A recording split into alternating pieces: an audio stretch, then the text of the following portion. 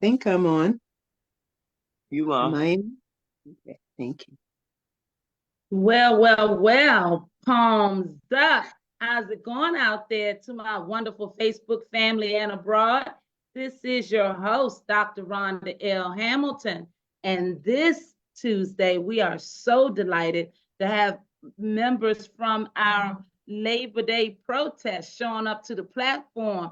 We're going to do some highlights with you. We're going to talk about the road ahead, and we're just going to get to know the beautiful people that have stood beside the Healthy DCME Leadership Coalition to help spearhead such a wonderful, momentous occasion, such a necessary occasion. I've also invited members of the Healthy DCME Leadership Coalition to join in because we've got some work to do.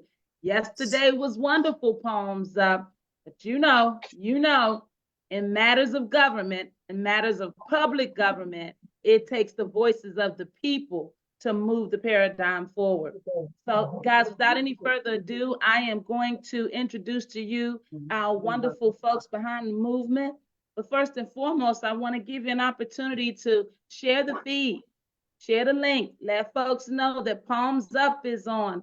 I apologize we didn't get the notification out, but it's been so much going on, and I didn't know if this voice of mine was going to show up or not tonight. So thank God that I'm here. And most importantly, will you please all join me in sharing a wonderful prayer and a party palms up to our overseer, Dr. Coles, who is on in good spirit and faith this evening, but she's under the weather. So if you guys will summons all the prayer gods to send all that wonderful warm healing her way, we would very much appreciate it. She was out there like a soldier, like the soldier that she is.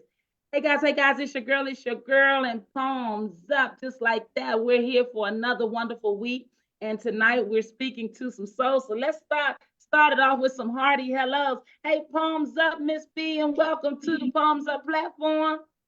Well, thank you, thank you. Oh, it was Mama Dr. Karen. Welcome to the platform. Palms up, palms up. Thanks so much for having us. Oh, thank you guys so much. Palms up, Juanita Briscoe, Lady Soldier, brought all those youth out there yesterday. That's right. Palms up. Hello, everyone. Good to see you all. Oh, good to see you as well. Palms up, Patricia Bishop. How's it going? Welcome to the Palms Up platform. Thank you. Glad to be here at the Palms Up. All right. Palms up, Mr. Thomas Carpenter. We're going to talk a little bit to Mr. Carpenter a little later.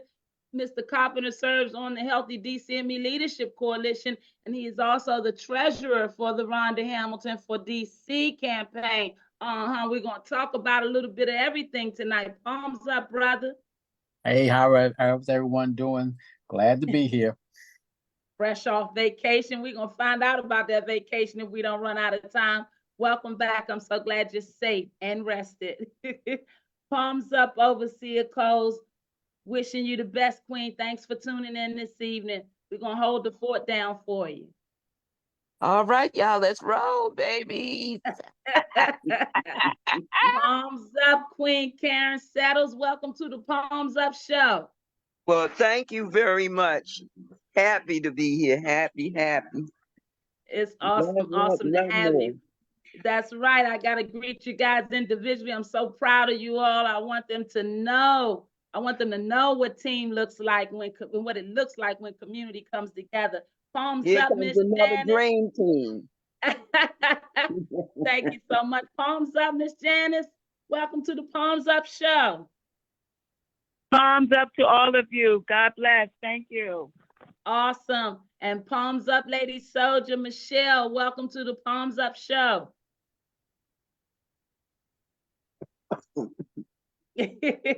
I guess Michelle's audio is still connecting, and it looks like we got Miss Ernestine Brock. Palms up and welcome to the platform, Queen.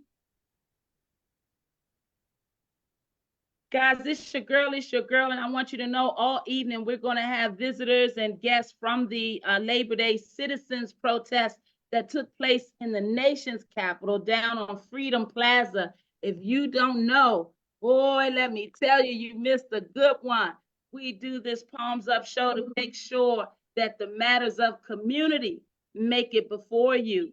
Oftentimes, issues that are plaguing our community, whether good or bad, don't always make it to the forefront into the mainstream media. And so it becomes our responsibility to make sure that matters of community make it to the forefront. Now, yesterday, not only did we protest for the civil and human rights violations of our governing and elected officials here in the nation's capital, we also marched down to the national stadium. And so we're going to talk about that. I'm so proud of my seniors who got up and boarded the bus and showed up with their motivations and spirit. And guys, I want you to know, here on the Palms Up Show and on the Healthy DCME Leadership platform, we're constantly preaching to you not only about mental health, but about mental wellness. And a part of having strong mental wellness practices is being able to understand how we can prevent the onset of crises that happens oftentimes when we're stuck in situations of despair, when we feel that we're not acknowledged, whether or not it's a housing circumstance or whether or not we're just frustrated because of the economic situation. Guys, it is important that you know you matter out there, Palms Up. And as mental health advocates, we've been stomping for almost a decade now, making certain that our citizens of the nation's capital understand the importance of speaking out. So Palms Up was created to help bring those issues to the platform. We had a civil and human rights protest yesterday, and many of you, I got messages that said, well, what kind of justice? What's going on? What's wrong? And a lot of times, if it's not affecting you, if it's not something that's impacted your living, then sometimes you are out of the loop. And we understand that. So we won't hold you accountable for this event, but we're certainly going to keep educating you because we have a divide in the city that needs to be addressed. What are civil rights, you say? Civil rights are personal rights that are guaranteed and protected by the U.S. Constitution and federal laws that were enacted by Congress, such as the Civil Rights Act of 1964 and the American Disabilities Act of 1990. I want you to know that citizens living with rodent feces, living with mold, living with ceilings falling in on them, living with the insurgence of crime, understanding that you are in despair and depressed, living in housing that is not stable, having management practices that would retaliate against you for speaking out. And you would think as a senior that you'd have some sort of understanding to a more fair, just way of being managed in your living properties. Guys, I want you to know that when you're not happy in your housing, when you're constantly going through something that makes you feel anxious, a lot of anxiety, toxic stress, I want you to know that leads to other health ailments. And I'm saying, just look around your community. There are folks that have health challenges that a lot of times they're not able to address just because their housing isn't stable. And what about my folks that are living in the streets that can't keep housing for economic reasons or for medical reasons? Guys, there are many folks in the nation's capital that are struggling right now. And if you look at the core of a lot of the issues that we're facing, it goes back to housing. So for the better part of 4 years, the last 4 years, Healthy DCME Leadership Coalition, along with our advocates and supporters, have been petitioning the legislative leaders to say, hey, it's not okay for families to live as they are. It's not okay for slumlords and property-rich owners to show up, taking the monies out of the property, but violating something called the DC Tenant Bill of Rights, also known as the DC Tenants Act. Guys, I'm holding up the document, but if you're interested in understanding anything in detail that I'm speaking on this evening, please go to www.healthydcandme.org and you can click on the Woodbury Project page. I want you guys to get educated about the importance of speaking out. And I want you to know and see the brave faces of these community members that have come forward because they know the importance of speaking up when rights are being violated. Anytime you feel like you're being treated different just because of how you look, who you are or what they tell you your religious practices or otherwise are. It's unconstitutional for them to violate your rights. And so oftentimes we look at the news and we think everything's okay, but I have some voices here tonight to let you know why it was important for them to show up and speak up. All right, that's my 2 cents. Palms up, share the feed, and let's jump into it. Hey, Miss B, why don't you help us understand what yesterday meant for you and how, in your opinion, did we get to yesterday? Why was yesterday necessary in your opinion?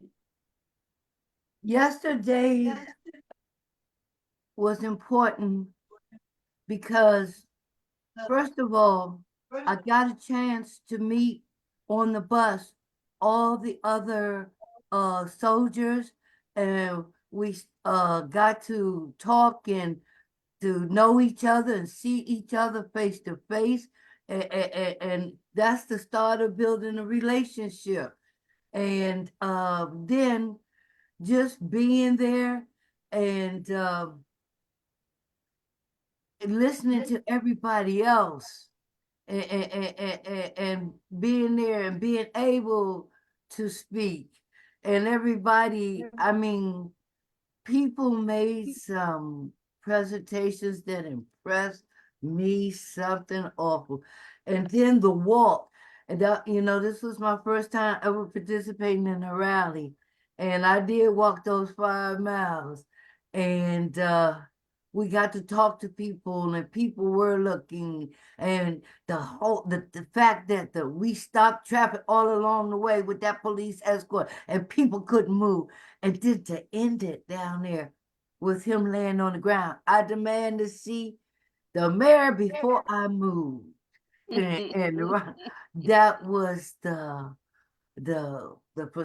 whole thing coming together. But it was an awesome experience, and I'm ready for the next step to let them know that it's just beginning. That's right.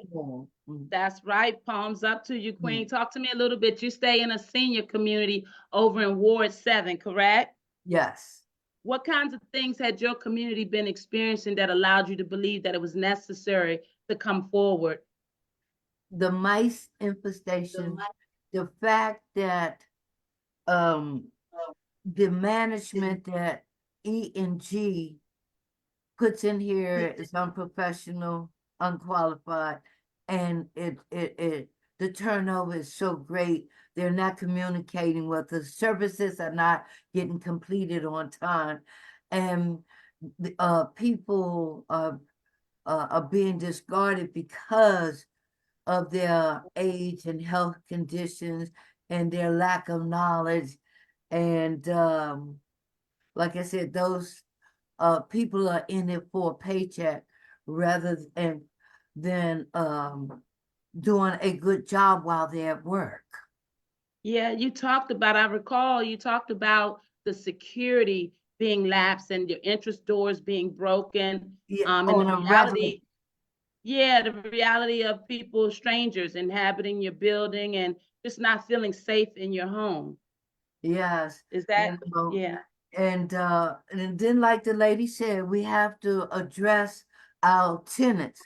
And I have been doing that, ask the president, because we have tenants who are still using and allowing their friends to use their place to, and but you know, so we have to be brave enough to report it anonymously or tell the people face to face, we ain't having this.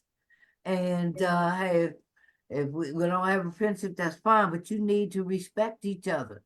You know, so That's what right. you do in your apartment is your business, but when you bring it in the hall, you make it out. You're putting more of us in danger. And we've had I've seen drug deals go down with seniors. We've people who get in here sleep in our candy room, sleep in our laundromat. They defecated in our hallways, you know, and things like that. And seniors 80 and 90 years old, or just seniors, period. Because most of them have ailments by the time they get in their 60s and 70s. Shouldn't be happening. They pay their rent on time every month. the people who live here because they want to stay. They got someplace and they're trying to hold on to it. And Yeah. we need our services on time. And we need respect. Absolutely. Yeah. Absolutely. You deserve respect, and respect you shall have, because we're not going to stay quiet. Thank you so much for detailing that. Mama Dr. Karen, welcome to the Palms Up Show. Will you come forward and talk to us about yesterday and what it meant for you to participate, and anything else you'd like to share surrounding? Yesterday was a powerful statement by some people that I have for whom I have great admiration, who have come through serious fire, who have lived with love in a community that loves them back. Not that it's been so easy, but I think it's important for anyone who does not know this community to know the warmth and strength of the people here. I am here at the behest of Miss B, who is being a loving neighbor to me. And we all come together with Queen Mama Karen Settles, and through the Love More movement. And so while we're talking about the importance, the absolute necessity to uphold human and civil rights in this city, you know, we talk about human and civil rights in so many places that, and don't talk about it in Washington, D.C. But here we are in the midst of a need for political and social significance, in the midst of really standing for something that is right. But it is not only social and political. We are also talking about love. It is the love that holds us in strength. It is the love that lights up this community. It is a beautiful thing to be visiting here. But of course, it is love that that glows throughout our Black communities. This business of how young people too often, or others, are experiencing trauma that causes pain. That's not our deepest reality. Our deepest reality is the love we have for each other. And I am delighted and grateful to be embraced in that love. Well, thank you so very much. You make such a valid point. Love, it is important that we recognize the presence of love. And I think that that's so important as we go forward to help heal the divide in our community. And you made so many profound remarks, but the most important that I picked up on is the fact of that we're here in the nation's capital where the laws are made, and the reality that we wouldn't be talking about something as important as the violation and the upkeeping of our human and civil rights, which is impacting so many across our city. And thank you so very much for those wonderful words of wisdom. And I look forward to hearing back from you within the hour as we continue to talk and greet everyone. Welcome again, and palms up to you, Queen, and the whole Love More movement. Bless you. Thank you so much for being here. Palms up. Hey, Miss Karen Settles, will you unmute for me and tell me what yesterday meant for you and what your observation is of how we got there, and anything else you want to share, Queen? Welcome, and palms up to you. Yes, I'll start like I did yesterday. Love wins, no matter what. I don't care, no matter what. The truth is, for me, is when I talked about, I demand this war to stop on the poor. I mean that no more than 1,000%. When I say to you that the obvious is that poor people are big business. Let's be clear, developers would not be successful without our numbers. Everything about what they are downfalling us for is about when we rise up with these numbers, and they will come. When those numbers start coming up in different places, because they will see we will not have it no more. It's over. The party is over. And I'm not just saying it, I'm just not saying it just to be saying it. I see it. See, you have to have a vision for this. And my vision is, as I told you a little earlier, the next run, we're going to have our strollers out there with our children who we're fighting for as well. You see, us as seniors, until we leave this earth, have a responsibility to cover those young. And I know that for a fact. But we got to cover them with some guidance. Yeah, I know. And then regardless of popular belief, all that mayhem that we seeing in the street, it comes from angry. First, let me say what the popular belief is. They have mental health issues. Now, let me break it down. The fact is that trauma is a stage of mental health. The fact is that wounded people are a part of mental health. The fact is disabled people, because having any mental health disability is a disability, but it's really our golden ability, and we're going to show them how. Everybody that showed their face yesterday, I am so, so, so proud. And it's never going to be me, not with me. It's a we thing that we fought. This all matters. It matters that we had to be down there in the first place. It matters that we were there. It matters that we're going to be there again, in your face, and again, and again. And because, excuse me, and because what I said before I shut down, I'm going to say this again.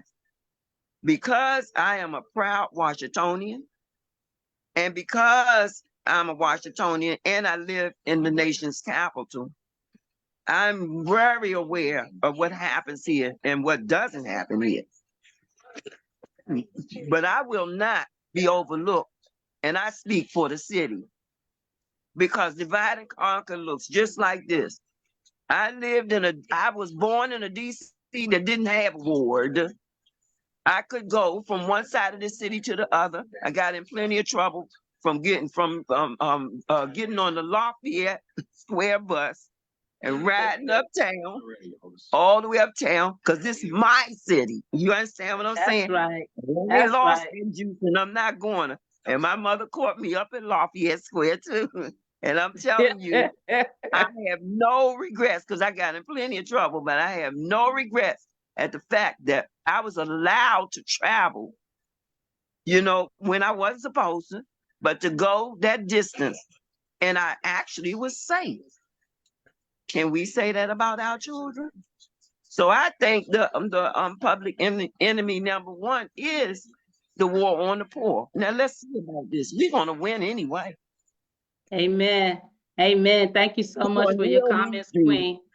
Thank you. You remind us of the history, the very rich history of this nation's capital that we all can share a testimony from. And so I thank you. I'm going to come back around and pick you up. I thank you for the reminder of the fact that our seniors, as long as we are here, have responsibility to help our youth. That is so profound and so true.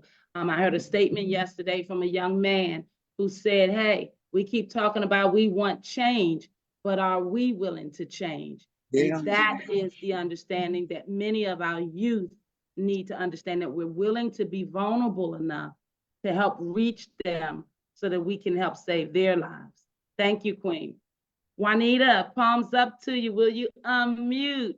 What did yesterday mean to you? How did we get here? And what else would you like to share? Welcome.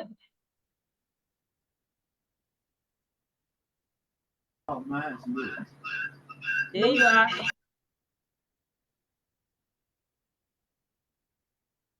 While Miss Briscoe gets her sound together, I just want to again thank you for tuning into the Palms Up Show. Please share the feed Tonight, we're going to be talking to several of our attendees and residents from the city, the citizens of DC, who stood up on Labor Day at Freedom Plaza to protest the violation of the civil and human rights. Palms up. And I want to hear from each and every one of them. So Juanita Briscoe, are you okay? Can you hear us? Yes, I can hear you very well. Can you hear me? I can. Tell us what yesterday meant to you and why were you there and why are we here and anything else you'd like to share. Palms up to you, Queen. Yes, yes. Well, I'm here right now with one of the seniors at Capitol Gateway, Ernestine Brock. I was here with her this evening to conduct some insurance business. However, I'm here sitting here with her, and we was just discussing the exciting moments at Freedom Plaza. Um, the goal is to get the services done that the seniors are asking for. I know for a fact that there are plenty of seniors, including my mother, who lives in the city, who have been struggling to get maintenance services in her own home. And without veil, nothing has been done as of yet. I brought the young people with us, and I'm so glad that they showed up because they were able to understand the importance of the protest, and they also was able to understand that our seniors and our communities and our lives are important and just as important as other minority groups. So it was really emotional. It was emotional because you think about the marches in the 60s and you think about the struggles that our ancestors went through to get us to a place of victory. And it seems like we're back here again, fighting for the same rights that we were fighting or that they were fighting for during those times. And when I was a child, I didn't understand that until I was able to read some information in the books in school. Um, I never participated in a protest because the protesters that goes on today doesn't seem to resonate with my spirit and my soul. But this here is a demonstration of how and why we as people need to come together. So many people are so silent or afraid to speak up because of retaliation. So many people are afraid to speak up because the status quo, oh, they're going to kill me if I speak up. And my sentiment to this is if I don't have a voice, then back to slavery I will go. And that is something that I will not be doing.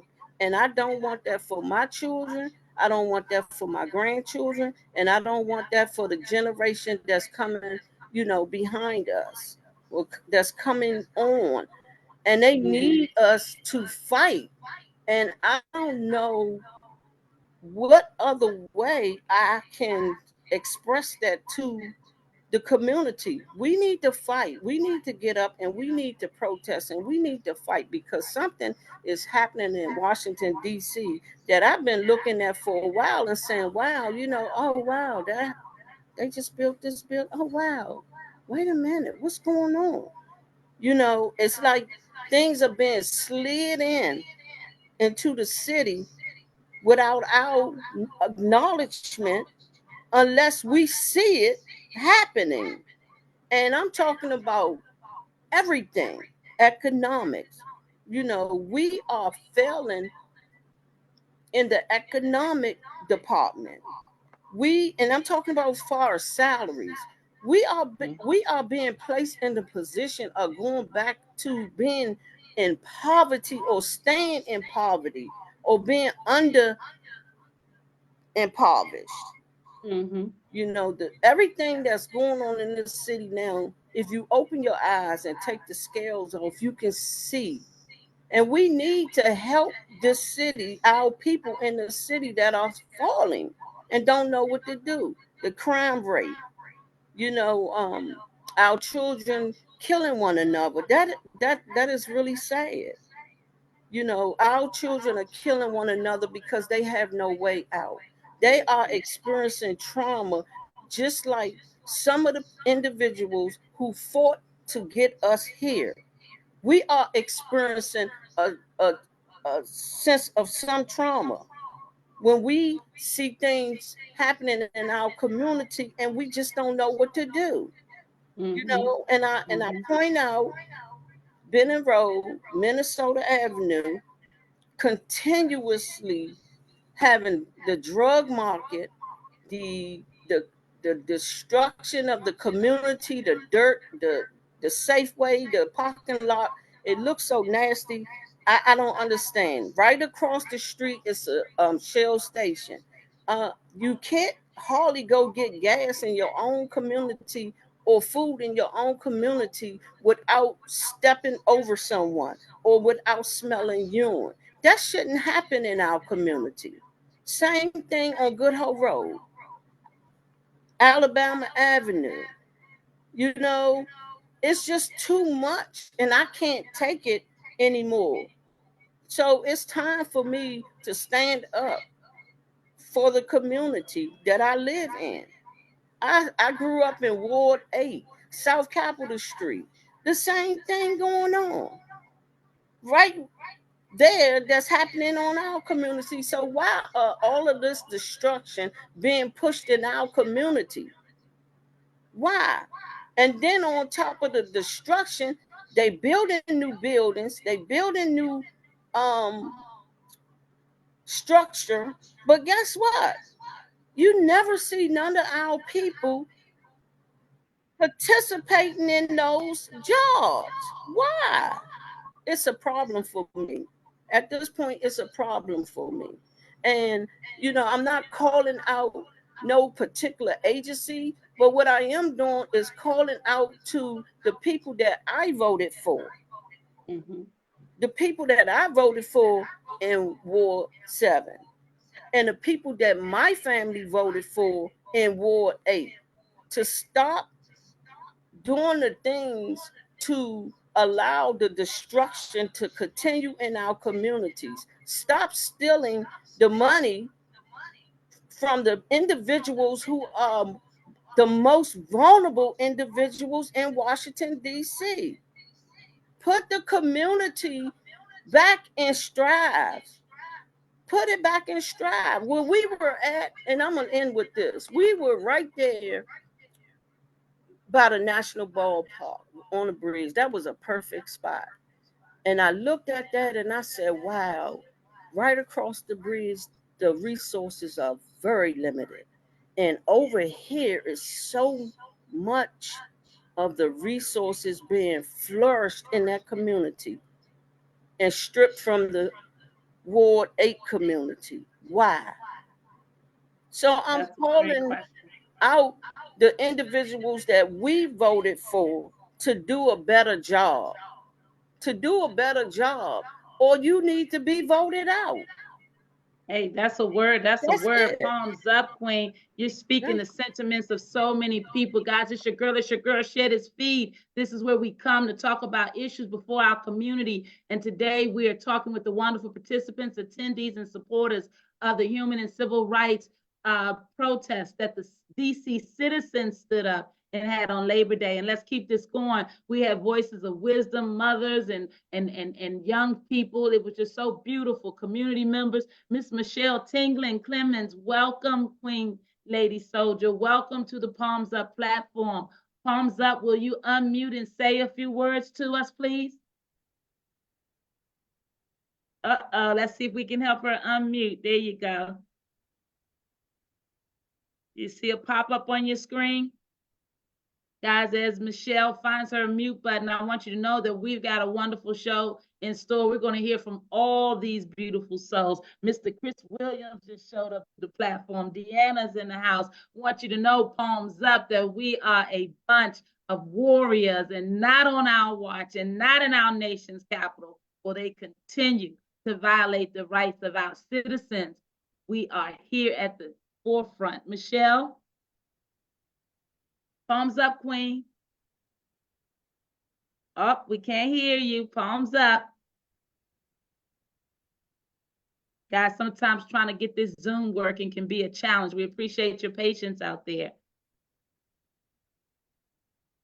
Michelle, you may have to find your volume button. While you do so, I'm going to call on the next one so we can keep it going, and I'm going to double back. You keep working on getting that communication together. We must hear from you, Lady Soldier. Hello, Miss Barbara Cooper. Palms up to you, and welcome back to the Palms Up platform, my leader over there in Marbury Plaza. How's it going, Barbara? Unmute for us and let us know what yesterday meant to you. Give us your highlights and whatever else you'd like us to understand. Can you hear us? Oh, there you are. Palms up. Can you hear me? I can hear you well. Oh my God. It was amazing. You know, I think the older people, they give me strength. They give me hope. They give me power. See, because without them, I ain't nothing. See, from the older people, they teaches me. And Miss B, oh my God, I was so proud of her. I mean, it was amazing how far this lady walked. And I was like, Miss B, I know you probably getting tired of me saying you okay, you okay, you okay. And she said, baby, I got it. You know, she got her some cold water and we just kept a stepping. But I noticed it's a lot of hurt. It's a lot of pain. It's a lot of anger. It's a lot of frustration, especially when the young lady got up there and she tried to talk and she just broke down. That crushed me to my heart. It's because she wanted to speak up, but her words just wouldn't come out. And you could see the pain all in her. And she was there for her I think she got 3 little girls. Three beautiful girls, honor roll girls. Yeah, so, you know, that was really amazing. And I think her name is Briscoe, I believe. No, she's on tonight. You're going to hear from her, and I know she is smiling right now. The lady just spoke. Oh, Miss Briscoe, yes, Juanita. Right. I got to meet good people, you know, her mother and her, and it was just wonderful, wonderful. And same thing for me. I got very overwhelmed when Mr. Reds laid out in the middle of the street in the highway, head down, and I was like, is he serious?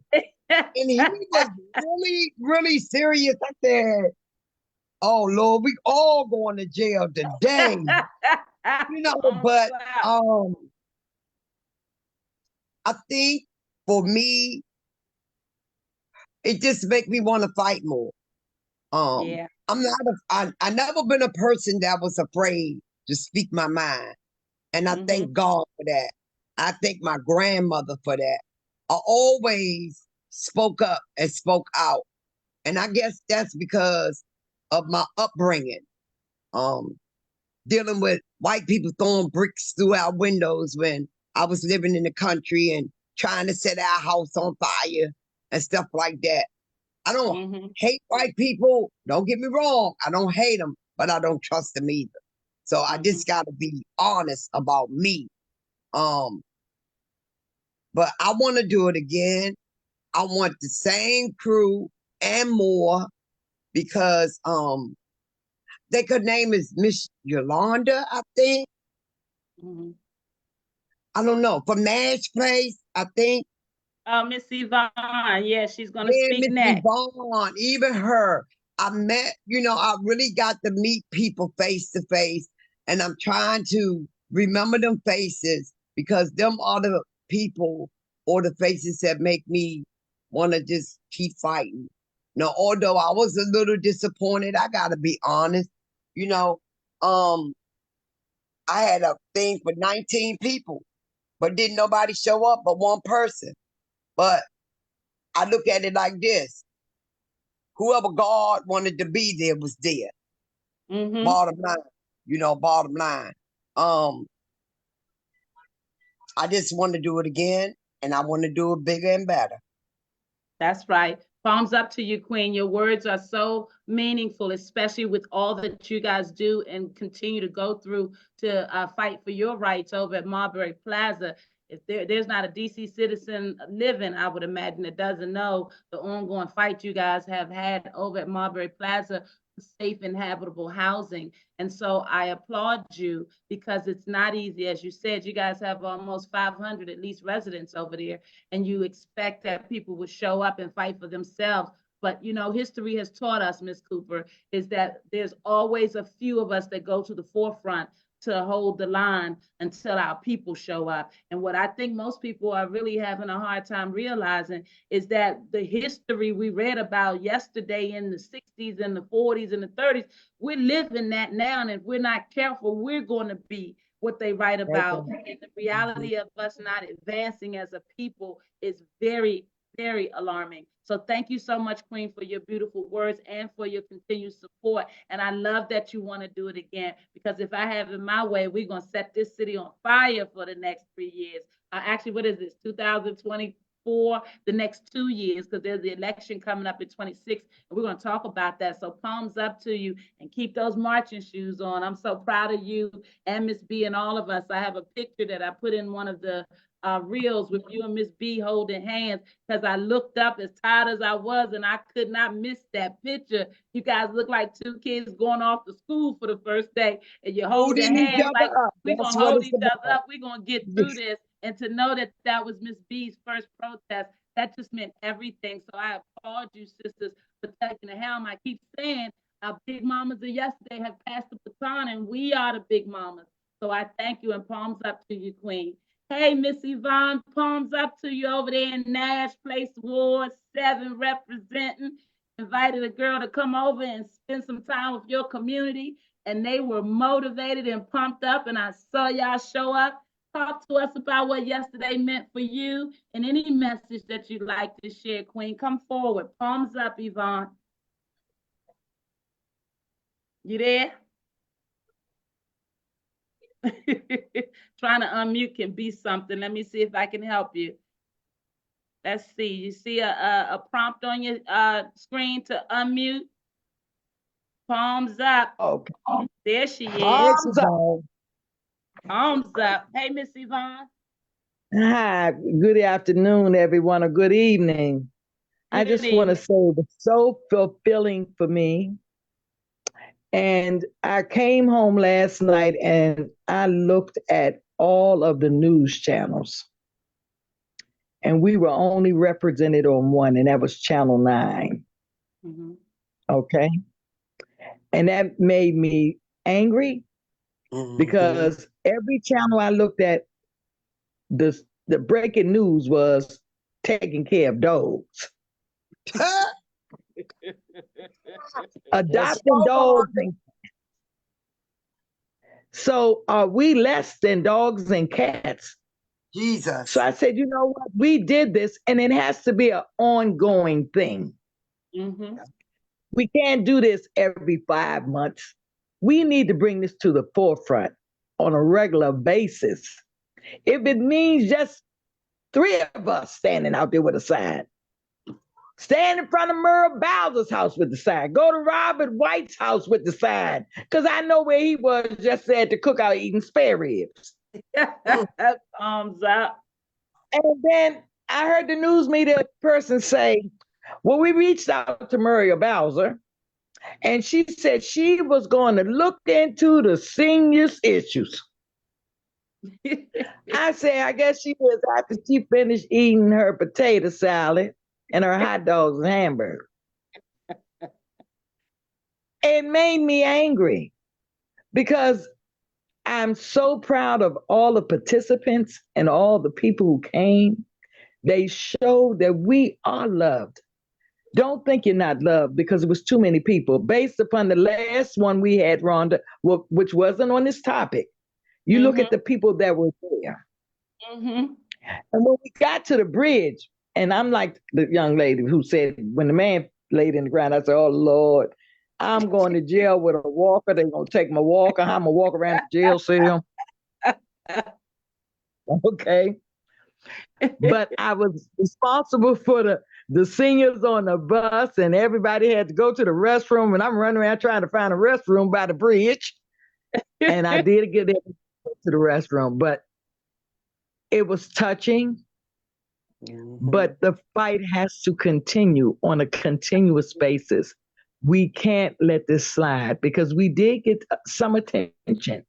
And a lot of those cars, before you all got there, they blew their horns. Because Awesome. we got their attention. And you all hadn't gotten there yet. We were just standing on the sidewalk, you know? And I'm saying, we getting some attention. And even the police officers, they weren't mean or anything. They were so compassionate. Right. And I mean, before you all got there, people wanted to cross the street. And you know, they wouldn't even let them cross the street because we were there. I said, yeah. I mean, we're power here. You see what I'm saying? So it takes just a little. So don't think it was done and nothing was seen and nothing cannot be done about this. Amen. But it was one more thing I had to say about. I'm gonna say one more thing, Rhonda. Okay. I don't know how many of you all have gotten this letter from Muriel Bowser, but I got mine today. I guess she's trying to butter us paying off your medical bill. And I got a letter. She paid off a medical bill for me for $2.17. Oh, I want y'all not talk about Muriel Bowser because she paid my $2.17 bill.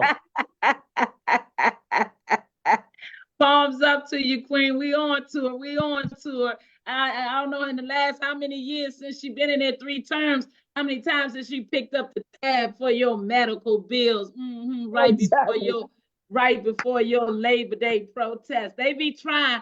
See, they keep trying with them old tactics, and we gotta bring something new to let them know that we are not having it. So God bless you, Queen, and palms up to you. And Michelle, have you got that volume fixed? Say something. Let's see if we can hear you, Michelle. You might be just a viewer tonight. You keep working on that volume. I think it's something with your phone. We can't hear you, but we can see you, and you're beautiful. All right, Miss Janice, let's keep this conversation going. Welcome to the Palms Up Show. And what was memorable for you about yesterday, and what would you like to share? Welcome, Queen. Palms up to you. Palms up to you as well, my dear. I was so proud and pleased to be there on yesterday, to be a part of an organization that not only talked the talk, but we walk the walk. There have been many organizations that have come by and wanted us to be involved as seniors, tenant association presidents, but your organization, Am I My Mother's Keeper, you stepped up to the plate and helped us to put our voices to the matter.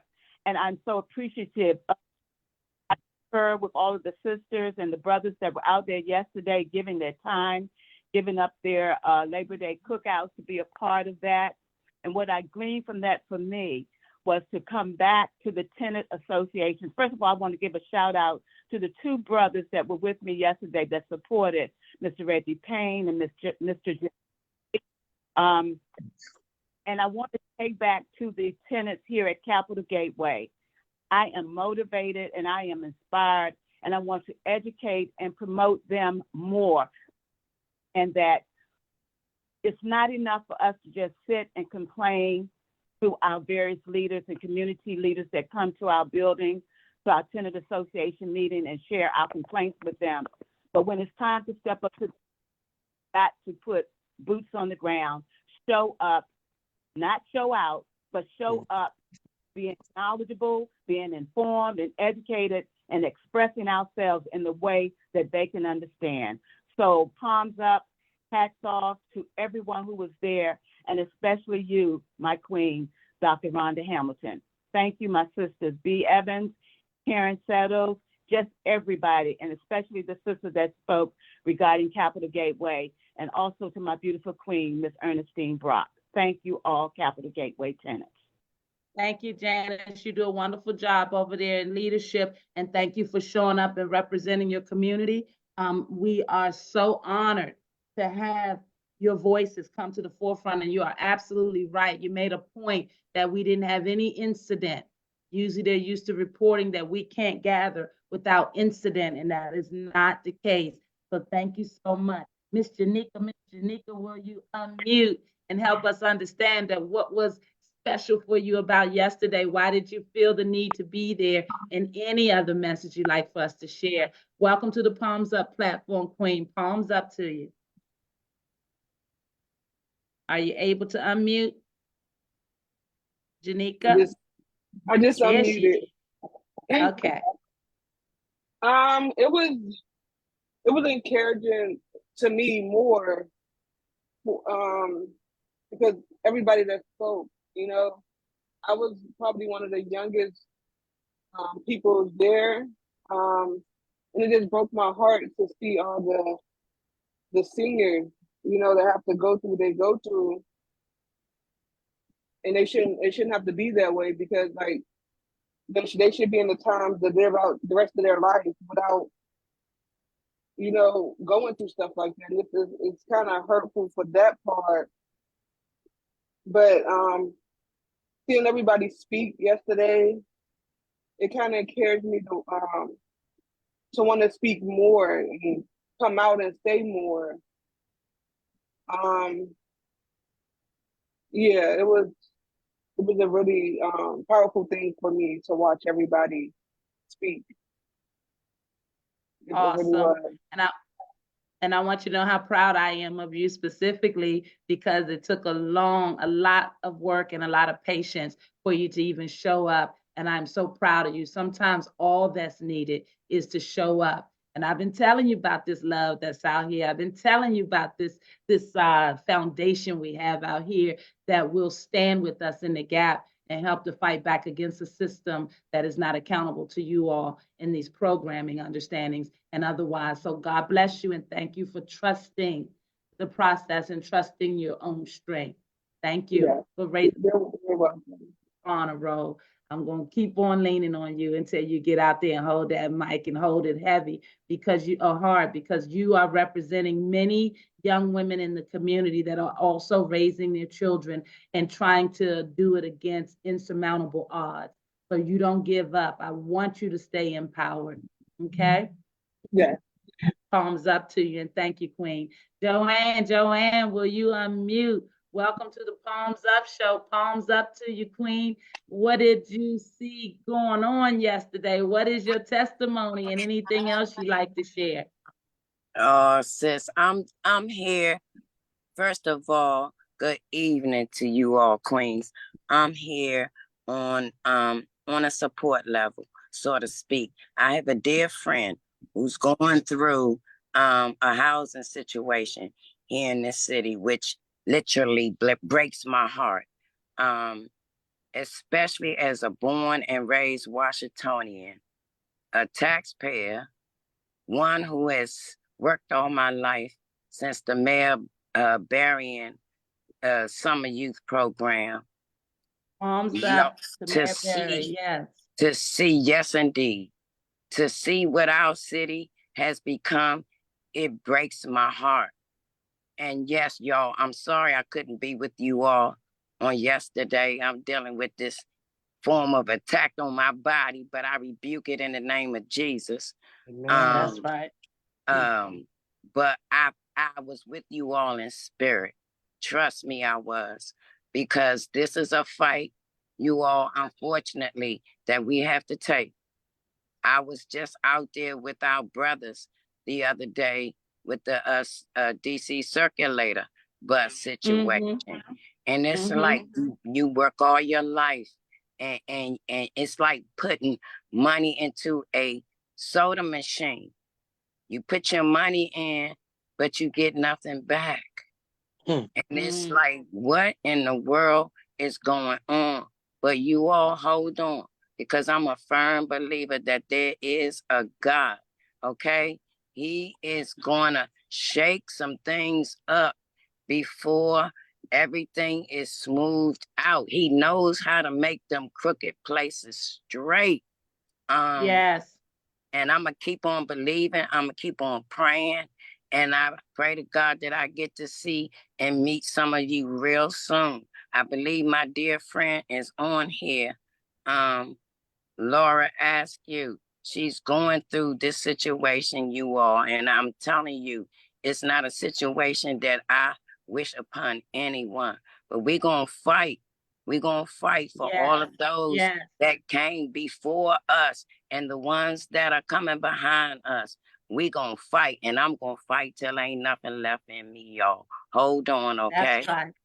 Thank you for all supporting, the and we love are, I can from my heart. thank you, Joanne. We Yes, send a well. hearty palms up to you, and we are familiar with our Queen Laura Askew, and thank you for being on to represent. Ernestine Brock, will you unmute and help us understand what yesterday meant to you and any other message you'd like to share? Oh, thank you so much. Oh my God, I've just really enjoyed so far what I've heard. I too wasn't able to make it out, but I was with you all in spirit and in prayer. I just thank God for this young lady that just spoke, because she brought the warrior into it. I tell you, and that's where he's the one gonna fight y'all battle. Thank God for my goddaughter, Juanita Briscoe. I want to thank God for Miss B. I want to thank God for Miss Brooks. Miss Janice Brooks. Those are warriors that fought with me when I went through from 2022 to 2023 with our landlords over here in Capital Gateway. And I mean, I was attacked with something from them that I have not a clue why it was happening, what was happening, or anything. Not going to give the whole story now because it'll take a book for me to finish telling you all. But I went to the master. I immediately turned to God and I said, I don't know what to do. I don't even know who to talk to. I don't know who would listen to what I'm going through. I just know I'm innocent. I did nothing wrong. And they have increased my rent from $411 to $143 and some cents. $1,463. And I had 1 month to pay it. So God directed me, say, hold your peace. I'll fight your battle. And I want you to know that I've listened to him. I listened to his voice. He first directed me to Miss Brooks. And through Miss Brooks, I met Miss B. And God etched me into the meetings with them. And then I got in there and I began to hear the cries of God's people, the seniors and the things they were going through. And I began to realize I was going through these things, but my situation wasn't even bad as theirs. I couldn't believe when one lady told me that she was going to her kitchen and a rat or mouse or something jumped off her counter. That thing brought tears to my eyes. So what I asked God, I said, well, Lord, I don't believe what I'm going through is about me, but I believe it's about you and your work for these people. Show me what I can do. And he put me into this group with them. Now, I've tried to make all the meetings and I let him show me how to speak with them.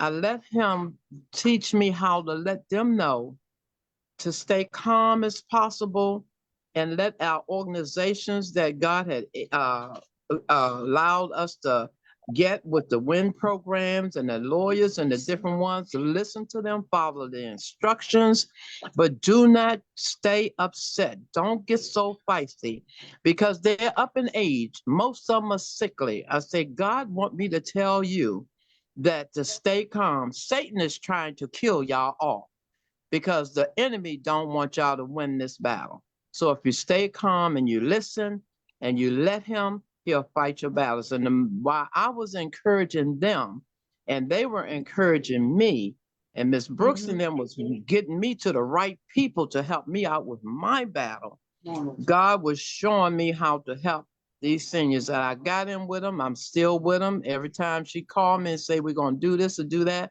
I'm going to be with them. I wasn't with y'all that I had gum surgery. I got to recuperate. My gums are still sore, but I can talk now. I guess you can see that.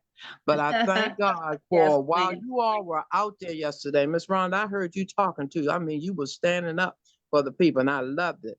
And I want to say, while you all were out there, I was sending up prayer timbers. I was asking God for protection for you all, to send out my war angels, let them encamp all about you so that no one would interfere with what you was doing. I mean, I was going to the throne. You hear me? But Because thank you, Queen. somebody got to pray and somebody got to trust and believe. And that's why I love the young lady that just talked. When she said the name of Jesus, I was laid back. When she said the name of Jesus, I sit straight up. Because if you want to win a battle, then trust him with everything you're doing. I agree with it. I'm fighting for you with it. And I do know the stories of a lot of the people that live up here on 58th Street.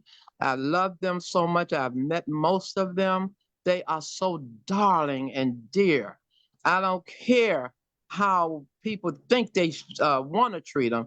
I know they belong to God. And everybody, Yeah. young, old, and middle age, deserve to be treated fair and right. I'm going to stop right there because I can go on and on. I just want to Thank you, let Ms. you all Brock. know that I appreciate you. Thank you so much for this time. Thank you, and we appreciate you for holding down the fort, and you're absolutely right. We have to be covered on all accords, and that's why it's important we come back as a community and build this foundation so that it's strong enough for our youth and our other folks that need us to be able to feel protected. Palms up to you, Queen. Thank you so much. You were there in spirit, and it helped pull us through. Hey, Ms. Dolores Walker, will you unmute? Welcome to the Palms Up Show. And we would love to hear from you. What did yesterday mean to you? What would you like to share? Let me Palms say up, Ms. Walker. good evening to everyone, to all you queens that's here on this call this evening. I was unable to attend the event, but I was there in spirit. My niece is in the hospital and she just had surgery and wasn't really looking too good, but she's doing better now due to God's grace and mercy and prayers. This is a very touchy subject for me because I know what I stem from in my community. We just had a mass shooting, y'all, over here just not too long ago. Police is going each and every way up down Mississippi Avenue. So I want to share that with you all. And I just want to say this from me listening to, this acknowledgments and the stories that you wonderful ladies have spoken on. I can commend you all because you told a piece, each one of you told a piece of my story as to what I wanted to say. And through God, all things are possible. And again, I can't stress this enough. This is a very, very touchy subject for me because I know where I come from. So I can kind of understand as to what's happening today. But as long as we stay on this path, we stay connected, we keep the line of communication open, we can prevail. Trust and believe that. And I want to say, I thank God for each and every one of you queens on this line and those that are not here. So I'm going to leave my story very short. And I thank you so much for the invite. Oh, thank you very much for showing up. Hey guys, it's your girl, and we are talking with some attendees and some supporters and some folks who were holding down the fort at home and making sure that we know that we were uplifted in our efforts on yesterday. Not only did we talk about the injustices in our housing program and in our communities, we also talked about the worker injustice. We also talked about the concerns for the low standards in our healthcare outcomes. We also heard from the Unity Healthcare representatives about the ongoing crisis that they're dealing with. I understand that they're gearing up to possibly strike, and we're going to hear from a representative, Ms. Kate Sugarman, who's going to help us to understand a little bit better. We had Kate on the show previously, and that show went up to over 3,100 views. So palms up to the Palms Up audience and thanking you all for helping to get this word out. That's why we created the platform I want you to understand something out there. There's a stigma surrounding mental health, and that's why the Palms Up Show was created, in order that we can help you guys understand and navigate the many layers and levels of mental health. I want you to know something, that we're so busy reacting in our communities to the drug problems, to the reality of the homelessness and some of our other health ailments, but we've got to be able to get to a point of living in a preventative understanding. What does that look like? What means that we need to understand that beyond the mental health conversation should be a conversation about mental wellness. Mental wellness follows the understanding of having stable social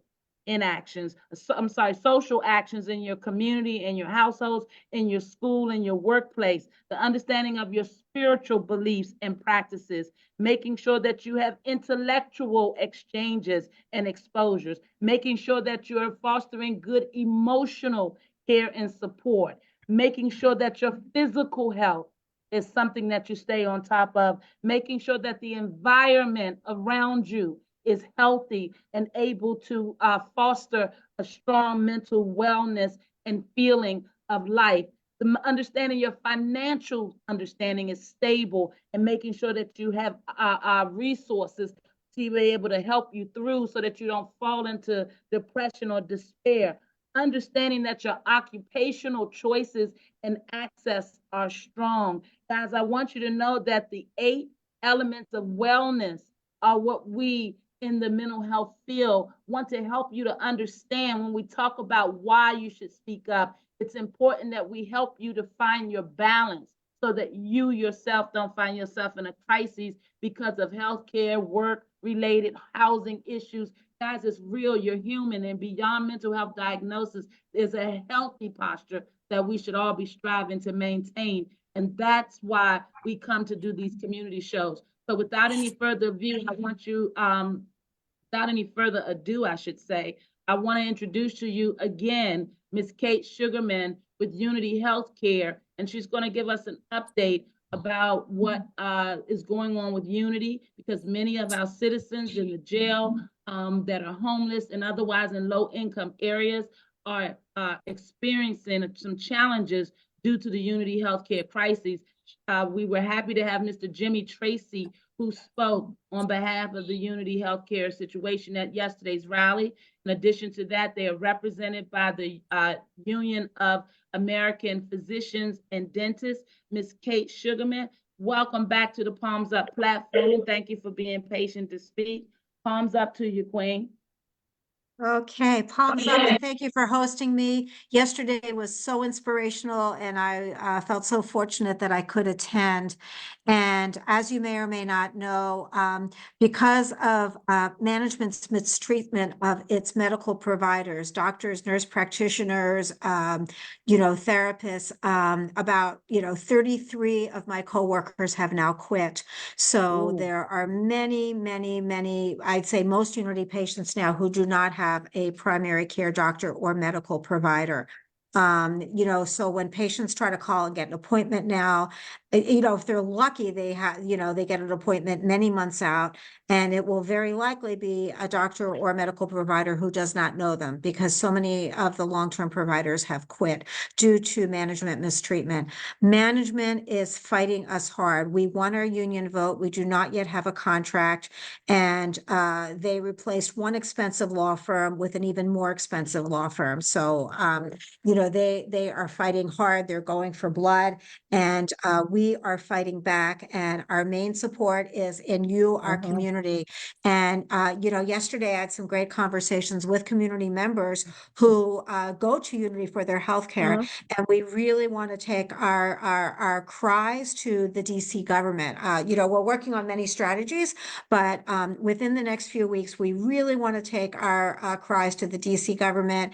And I would be happy happy to bring, go out, me and my union members, we will try, can't promise, we will try to go to like different tenant associations, senior citizen buildings, things like that, bring petitions, have people sign, and then, really bombard the city council, the mayor, Mr. Wayne Turnage from Department of Finance, and the council members that, they work for us and they need to make sure that Unity is doing its job. Unity, they think they can just not provide the health care to our incarcerated brothers and sisters, to our homeless brothers and sisters, to our community members.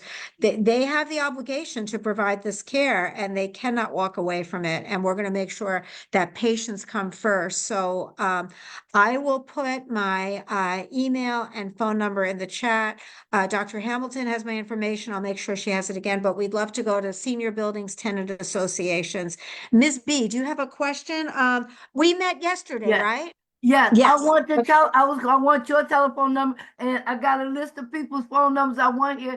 So Dr. Hamilton, you're gonna have to put out a list because some of these people I need to call, and I definitely want her at my tenant association meeting. Okay, back to y'all. No, I had that chat. Ms. B, do you have my go. text?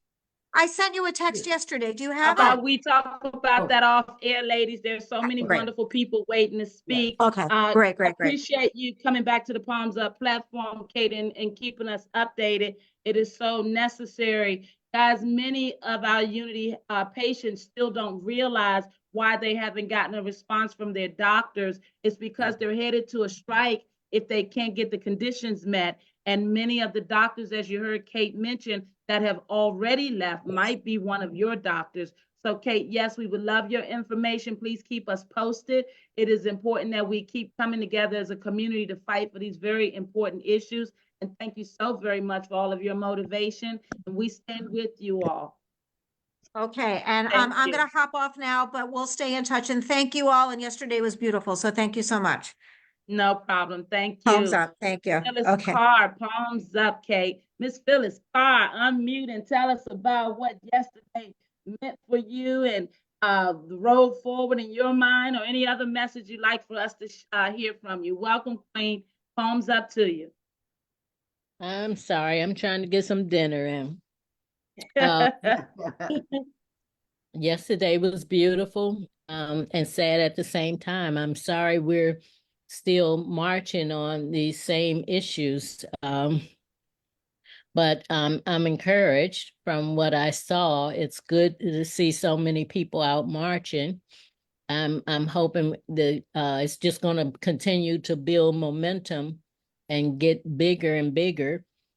I really enjoyed the speakers and the protests, the march down to the stadium. But what I didn't hear that I enjoyed was the music that had and that was powerful in itself. The singers that sang, it was like the old hymns or spirituals that used to be sang. So just a powerful, beautiful message in the music even. Again, I'm just really lost for words just from what I hear. So I'm just trying to come in and get acclimated in the group and understand what all the issues are and really just be a support too. I have family here in DC. I'm a native Washingtonian. I have property in Ward 8, so I definitely understand that fight, and I'm just want to be a part of it and do what I can to help. So again, I appreciate what's going on, and I just want to encourage more people to come out and help. Yes, thank you so much, Queen. Palms up to you. Absolutely, the music yesterday was so befitting. Palms up to Kate, who actually introduced the labor corps, the DC labor corps at the 11th hour, and we had to make room for them because every historic movement has music to remind you of our plight. So thank you, Ms. Carr, and palms up to you. Hey, Mr. Christopher Williams, will you unmute and help us understand what yesterday represented for you and what it meant, and any other message you'd like to bring forward? Palms up, soldier. Thank you so much, and thank you to all the wonderful speakers yesterday. Our march to the stadium, all just so wonderful, and I echo all the speakers who really want to do more of it, build the momentum, because that's how we get the change. As a consequence of yesterday, I suspect I'm the president of my tenant association in Southwest, Capitol Park Plaza and Twins, and we've been experiencing a number of issues around declining housing quality, and we've been trying to reach Robert White's office, and it just so happened I got an email from them today after a couple of weeks.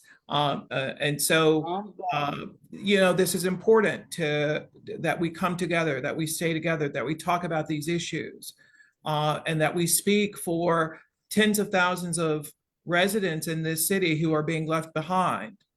Part of what I really wanted to emphasize yesterday in my remarks was the role of big money in this city, and how the government, our elected officials, have turned our city over to big money. In terms of how our communities are planned, leaving us out in terms of the businesses that are attracted to the district that pay low wages, and our education system. But it's not just that. We know that we need a better government that works for the people. And I really appreciate all the energy and all the issues that were put on the table yesterday, affecting so many different populations, but particularly Black populations, low-income populations, senior populations. And our city needs to take these issues much more seriously than it has in the last 20 years. And as a researcher, public health researcher, a PhD, I see this really from a policy level as well, is that one, we need to change our research and our science, which I'm working on. But also we need to bring that science to communities, to be able to measure harm, and to be able to say, as a community, here are strategies that can affect change. And so I've been very fortunate to work alongside my community here in Southwest on environmental issues, and we appeal these permits that are causing environmental racism down near Buzzard Point. We are actively involved in policy. And so I say all that to say that I really cannot wait to see how this movement, and I think it's not an understatement to say historic movement, because DC has needed this kind of energy from the bottom, from those who are in the trenches, working with vulnerable communities, part of vulnerable communities ourselves, to be able to galvanize and to bring that collective power together to demand change permanently, so that all the facets of our lives and those of our neighbors and friends can be improved. So thank you very much for yesterday's opportunity, and to have some reflections today. Absolutely. And Chris, thank you so very much since you've been at the table since our public town hall around these matters over in Southwest, and we appreciate that. We came to the ground to try to bring communities together, because we know the importance of standing together. As Chris mentioned, there is an undertone here, and we're being left behind. There's an economic divide that's been allowed to grow too great, that your matters don't necessarily matter unless you make it known. And so, Chris, I thank you for being at the table as a researcher, as an advanced educator, as someone who gets it, because a lot of times they think we're just making a bunch of noise, but we have to harness that noise into the proper legislative understandings so that they understand that we are paying attention.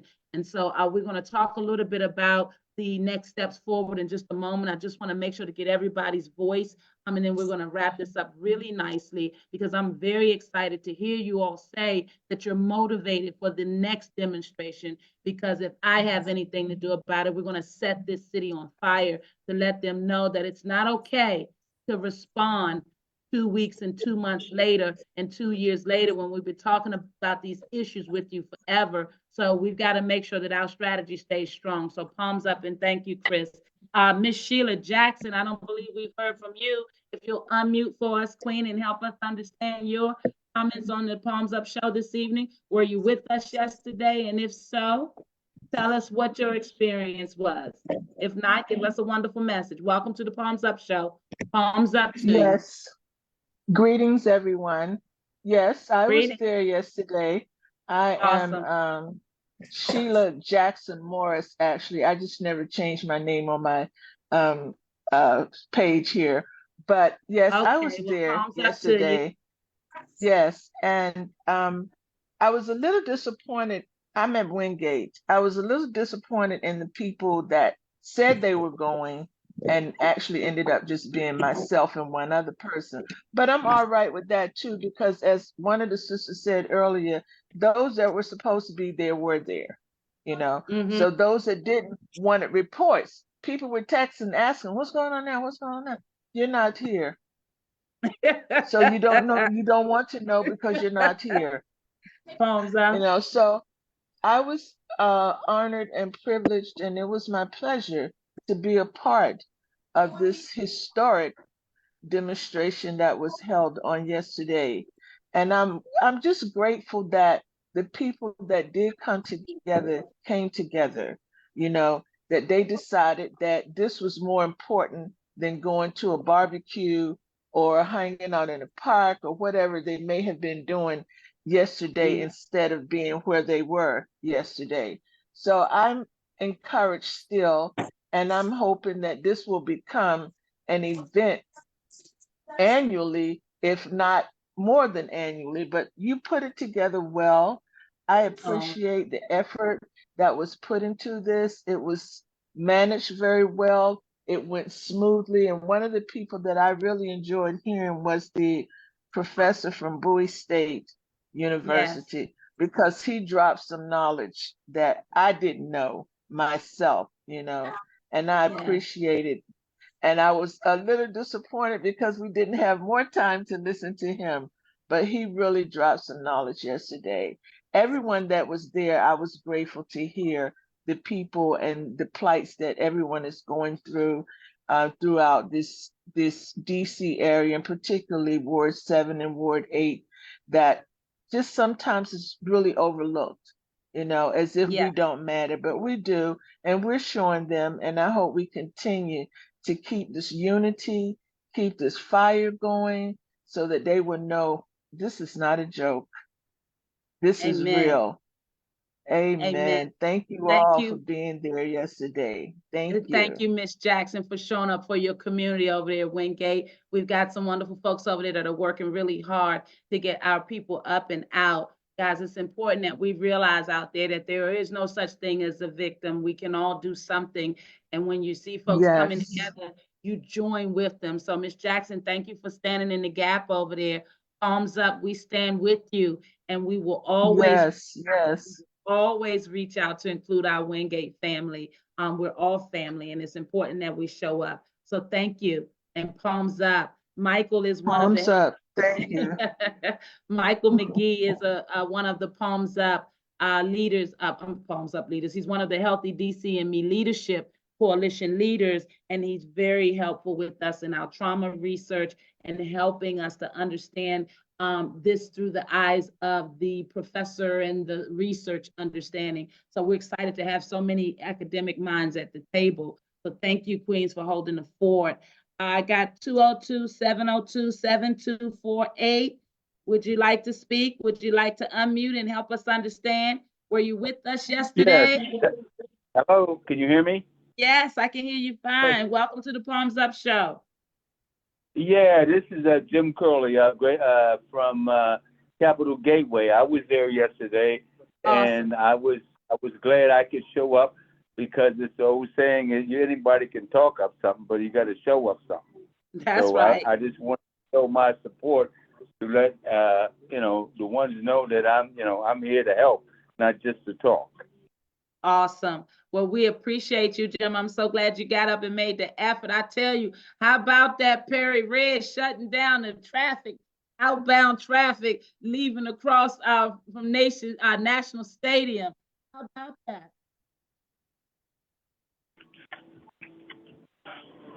Jim? Yes. I was saying, how about Mr. Perry shutting down that traffic yesterday over there at National Stadium? Yeah, that was that. Yeah. That was a good move. That was. Yeah, I think mean, that's they only listen when it happens economically. Other than that, Absolutely. when you start hitting stuff economically, then they start listening. Absolutely. I was so proud of you all. I didn't know what to do. And for him to put that piece of resistance on it felt pretty important, being escorted down Pennsylvania Avenue with all those police cars, huh? Yeah, that's when you start messing with them pocketbooks, then they start listening. Well, that's what we're going to do. We're going to mess with those pocketbooks. Thanks, Mr. Curley. Hey, Thomas and Monique, You're I'm going to pull welcome. you guys in just a minute. Palms up to you. Hey, guys, it's your girl. And I want you to know that the Am I Mother's Keeper organization that I spearhead, as well as the Healthy DCME Leadership Coalition, we came out to make certain that we could help families on the ground that were struggling, help them to find their stable, help them to find their healthy, and the reality of fighting a government and systems that are continuously keeping barriers in front of you sometimes can be overwhelming for many. There's some people that say there's nothing wrong. Well, it's nothing wrong until it finds you and you're living in your household, and then you realize that you Hello. That's so it. guys, I That's want it. you to understand that at the Palms Up show, we are on the ground, boots on the ground, finger on the pulse, because we want to hold this system accountable. There's something called a CEASE Act. A CEASE Act. And that CEASE Act is the legislative framework that all the members of the council, as well as the mayor, as well as the Office of Attorney General, has received. The CEASE Act is legislative framework that will be framed around civil, equity, ancestral, safe, environmental issues. It is important that we help them to understand that there is a cycle, a generational cycle that must be broken in the nation's capital to keep folks from living in situations and circumstances that would have their economics lesser than their white counterparts. We've got to talk about these things. We got to have these uncomfortable conversations with our governmental officials for the advancement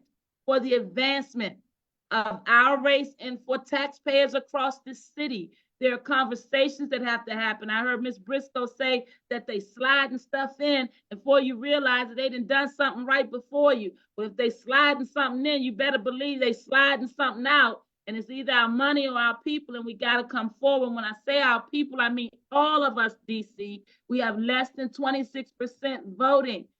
In 2022, I came to the forefront with members like Mr. Thomas Carpenter and Ms. Monique Michelle Smith, who's members of our coalition. We needed to do something. We're getting these calls. We're seeing this suffrage, and we realized that the leadership was not being accountable. So I came into the mayoral race in 2022 on the second half, because most people don't know that there are two elections in DC.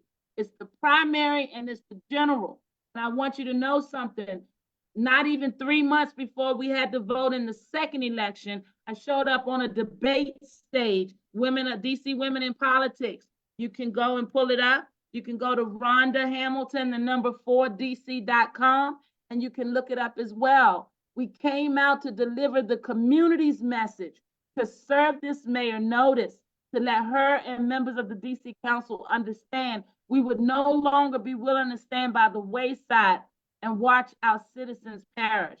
Watch something as important as the lack of education, lack of resources, and the lack of transparent oversight to make sure that companies were not receiving monies but not taking care of our people. They're talking about the fact that we have a public safety problem, but then we hear that the cameras aren't working. We hear that when that precious baby was lost, that 911 wasn't picking up the phone. And see, we got a lot of wonderful DC workers, even over at DCHA, over at housing. Their director says they got 3 policing agencies on their doorstep: FBI, the OAG, which is Office of Attorney General, and the Office of Inspector General for HUD. See, when you have wrongdoing going in your politics, you need to be audited. You need to be audited so that the people can get some answers.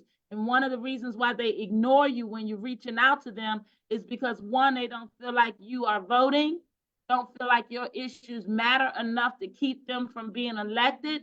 And thirdly, they don't want to have to answer to you. So yesterday was very important. We've served them notification that over the course of the next 30 days, we intend to meet with them. Leaders of the Healthy DCME Leadership Coalition and our supporters are going to show up downtown in those offices to help them understand what's necessary. We have started this framework conversation around the housing issues that have low standards and are unjust. We've presented them with something called the HEART Act.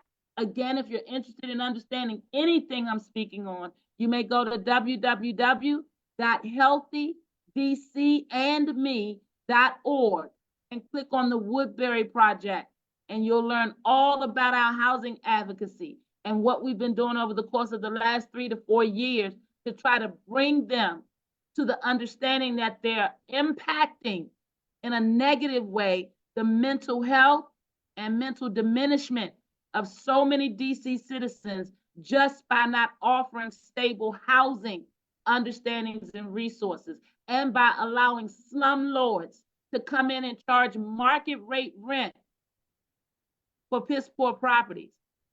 So I am Dr. Rhonda Hamilton. It was important that our advocacy and work on the ground with mental health and mental health outreach continue, but it needed to continue in a way that we could elevate your stories.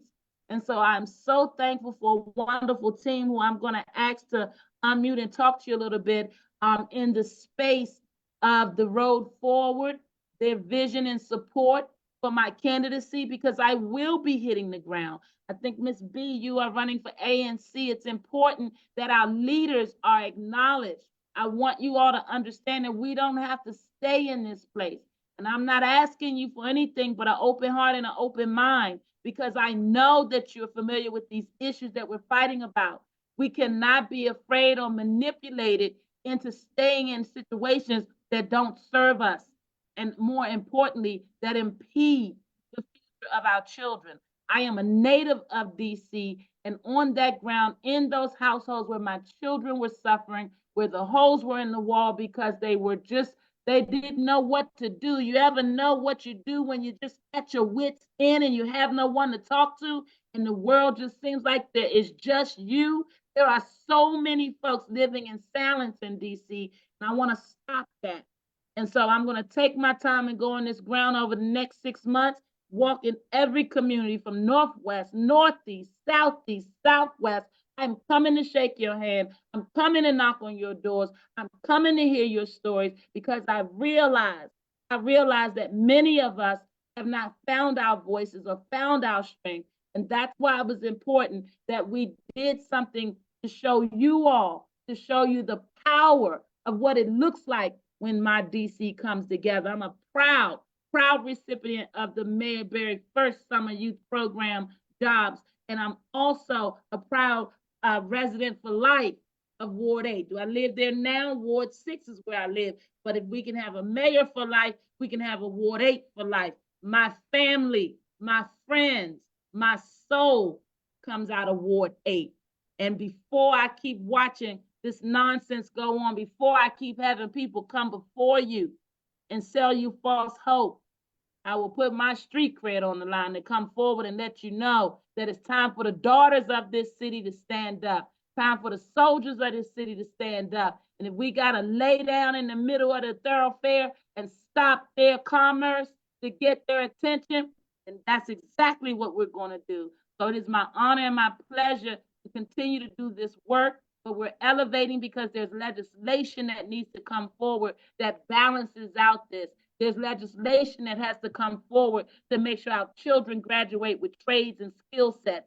There's legislation that has to come forward to audit this government, to help you understand why we can't get rid of open air drug markets, and people sleeping on the street longer than they have to. Homelessness is supposed to be temporary. But see, we don't get to talk about the things we need to talk about because for far too long they've been controlling the narrative. I'm coming to your community. If you got some issues, if somebody came before me that looked like me and promised you something and didn't come through, then you let me know about it. I can't answer for why they didn't do what they supposed to do, but I'm not afraid to have that conversation with you. My dear mother walked this city for the better part of 3 decades with visible voices and hallucinations, and we didn't understand what that meant. We didn't know fancy words, right? And so what we got to understand is that we are a fractured and broken community, but that does not mean that we can't come together and do great things. And I do not intend to do this by myself. And with that said, Carlinia Springer, will you unmute? You're double hitting tonight, my queen. I want you to talk about yesterday's event and what it meant for you. And I also want you to talk about being on the ground with the Rhonda Hamilton for DC campaign with the intentions of running for mayor in 2026. Welcome to the Palms Up platform, Queen. Palms up to you. Thank you, Queen, and good evening to everyone. Yesterday, everybody has said everything that everyone has expressed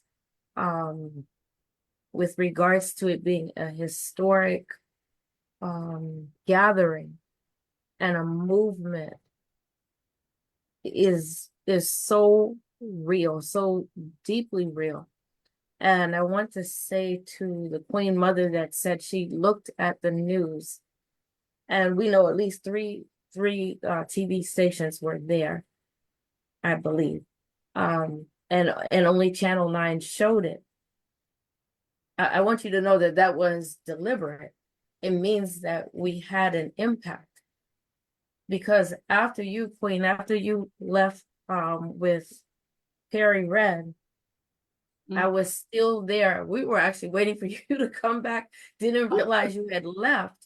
And then these two people came up, and I think they were from something called DC Now or DC News. And I'm not sure what station. And they said they apologized for being late, and they asked for an interview. So Dr. Kenneth Clark, he spoke to them, and we were there holding the signs. But what was interesting was that I thought all the police had left, but there was one police car that had was parked up on the park area right across from where we were. And this white man that was dressed in regular clothes came up on a scooter. And I looked at him because the only reason you're there is to cross the street. And he kept zipping and unzipping his bag. He had a phone and what looked like an iPad. And after a few minutes, I'm like, this guy's an undercover cop. He's recording us and he's listening to our conversations. We were there for at least half an hour, 45 minutes after you walked away. And he was still there after we left, and we walked a little distance. So I don't know if he was communicating with the cop in the car or somebody else. But saying all that to say, don't be fooled by what appears to be a lack of response, because we have already made an impact. And I believe that we need to come up with very creative ways that that we can continue to disrupt. And someone said, unless you disrupt their economics, they're not paying attention. They purposely, and I don't know if you all know who Dr. Claude Anderson is, but I was hearing an interview with him this evening, and he wrote the book Powernomics, but he also wrote the book Black Labor, White Wealth. And he said there is not one politician at the local, state, or federal level that has stood for Black people and Black people alone to make sure that they are protected. Doesn't mean they don't do the other work, but every other class of people they have done things for. But for our people, from DC to every city across this nation, nothing has been done. And he predicted over 20 years ago that we would become what he considered to be a permanent underclass, and we would be fourth behind with the whites, the Asians, and the Hispanics. And yet in Powernomics, he wrote out a plan for us to be able to come together, like how you have us come together here and create wealth within our families and within our communities. So we need to educate ourselves, because like that young brother said, if we want change, the change has to start with us. So we can't keep expecting people to give us and do for us things that we're not willing to do for ourselves. I was so touched to see the elders and the young people, to see us all come together. I'm like, every time we gather, the elders need to be in the house and the young people need to be in the house. I heard you say, someone said we need to come with the babies, the strollers. It's a fight. We all need to be in it. When we were, after the news people left, after you left, an older gentleman came up to us and he asked us what we were doing. And he said, can I be honest with you all? He said, you have to fight. And in a fight, you may not want to hear it, but some may die. But that's what you have to be willing to fight. And I agree. If you're not willing to die, I mean, you're not looking to die. But if you're not willing to die, because so many died, so many shed their blood. Our kids are dying every day, but for what? If they're going to die for something, then they ought to die for something like this. If they come to this earth for a short period of time and they're going to die, don't be just flinging your lives away, wasting your lives, but stand for something. And the only way they will know what to stand for is when the elders tell their stories, tell us what they know that we haven't known, and we tell the children. So what I see that you've done is you're bringing the family back together. And when the family is together, nothing can withstand that, because God is in the center of that, and no weapon formed against us will prosper. They don't know it and they haven't seen it. But you're going to see when that gentleman said he got a call from Robert White, these people are very nervous. One of the things Dr. Anderson said, he's like, if you're a Democrat or a Republican and you're a Black person, you need to pull your, need to release that affiliation and said, show me what you're going to do. Because if I voted for you and you did not do anything for Black people in my community, you no longer get my vote. And you need to do that immediately. So when it comes to your campaign, I know you personally, and we've seen the work and we've seen the evidence of the work. So it's 100% support on this side. And, we're building community in a way that I don't really see, and it may just be that I don't know who's doing that work. I don't really see people who have the capacity to help the housing and help the ones who've lost their jobs and the medical and all that. So when I called you an empress, because you're literally handling empires that we're rebuilding, I meant that. And so what you've done is created a platform so massive that everyone can find their place within it and start right where they are and build that community. So as kings and queens, and I'm ending, as kings and queens, like King Dr. Newsom would say, he's like, the first kingdom you have is your home. Yeah. So run that.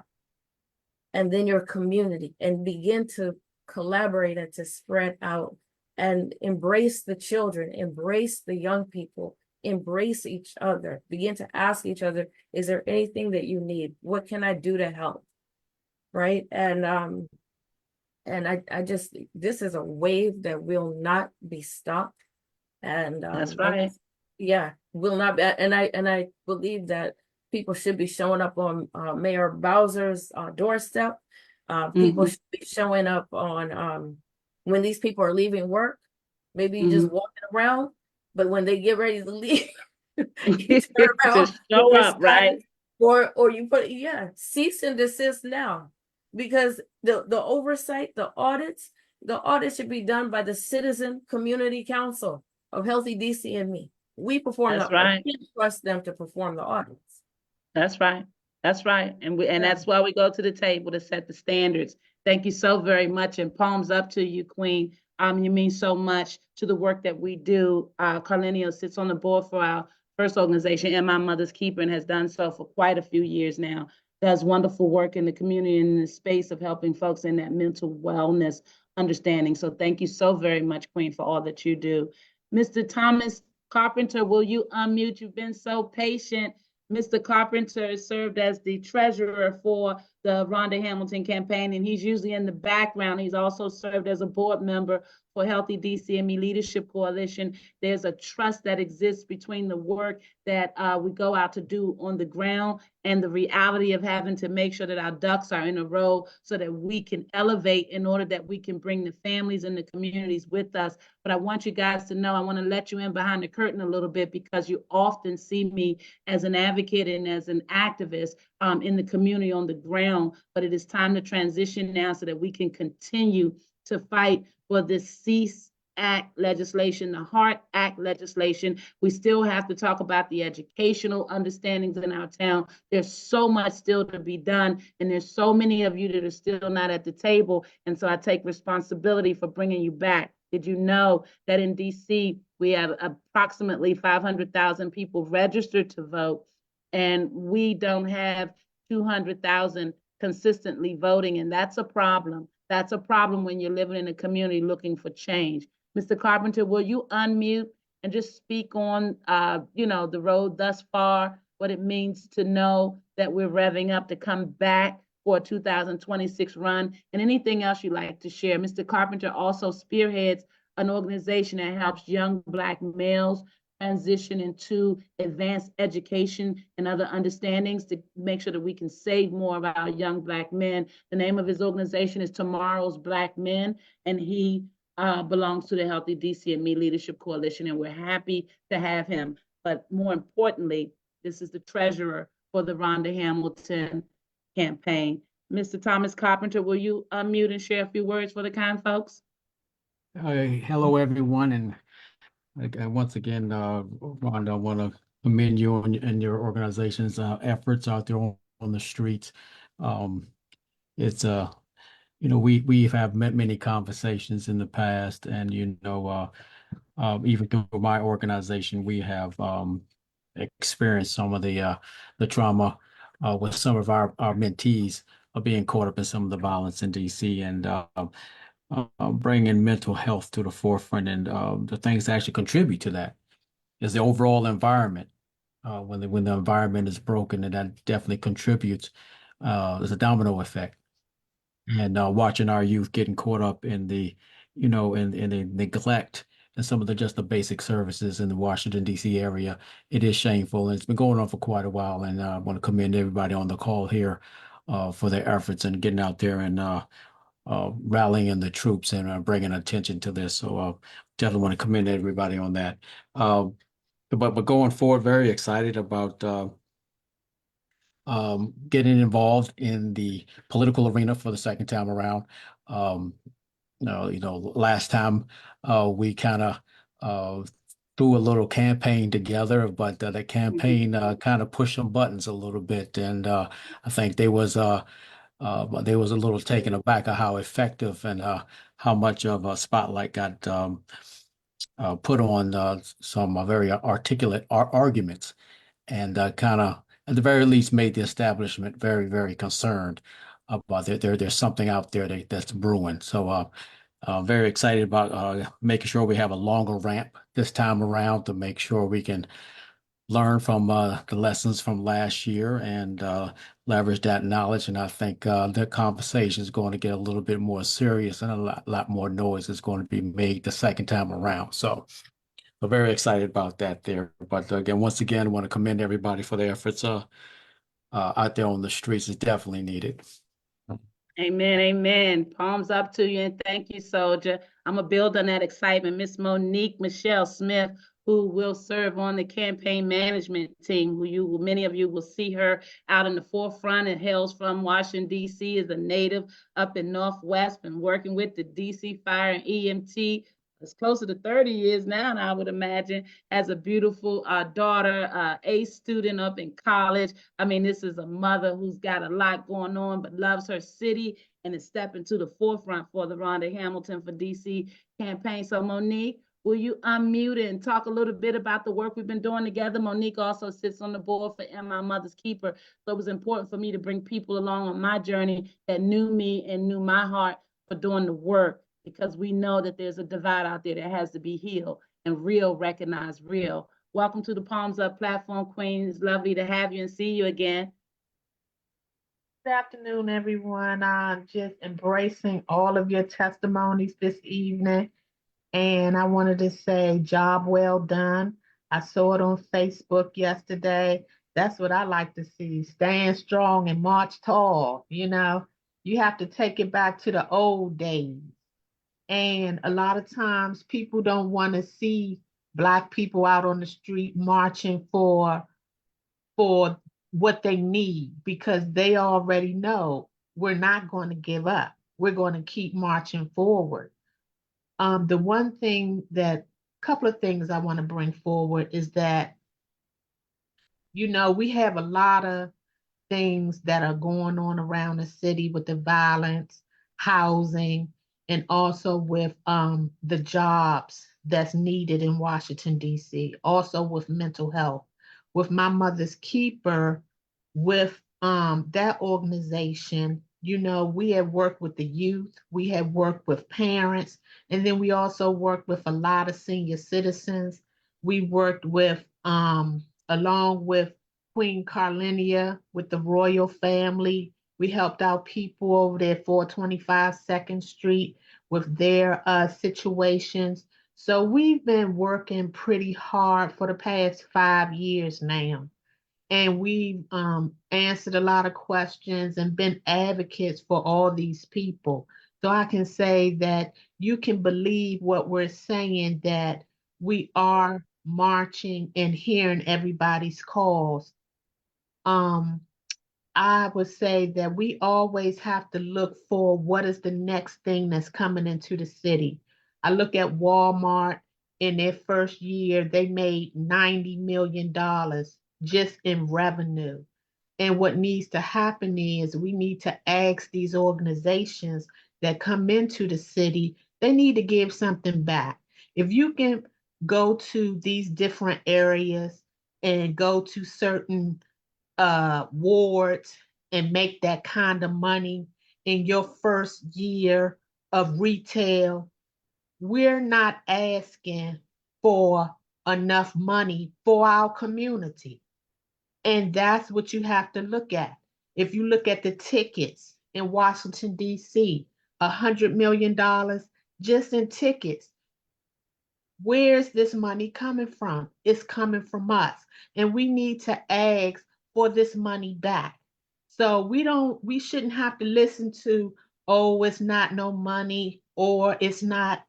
Don't say that. Don't believe it. You have to demand it. And that's what we need to do. You know, I'm out of town right now. I'm in Florida, and I was on the plane talking to this lady, and she tells me, oh, well, I live in Florida and the rent here is high. It's $1,000. And I was like, oh, yeah, well, in DC, the rent here is $2,800. She was like, what? I said, yeah. So, yeah, the rent is out of control, you know. And a lot of things is that their rates are reduced because of their businesses that they have down here. But she still, you know, has some gripes about the rent. We need to also ask for these giants who coming into town, getting their money from us. You need to give something back, at least half. Am I wrong? At least half of the money, $90 million. It needs to come back into the community and come back. And trust me, they listen to this. The city council members, they are videotaping it, they're watching it, and they're listening. They're saying, oh, we still haven't answered these problems with the community on the rent and on the money. If you want to go up on rent, and if you receive subsidies, then you need to ask for at least $10,000 a month. I'm not being funny, I'm being real because they have the money. You want to go up on my rent? I need some money back. We have not asked for our reparations. They have it. If they can send it overseas, $860 billion, they got it. And they make the money here in Washington, D.C. Why not? That's all I'm going to say. It's Queen, been you nice. said a lot. I tell you, thank you, thank you. Palms up to you. As you can see, we got a lot to unpack.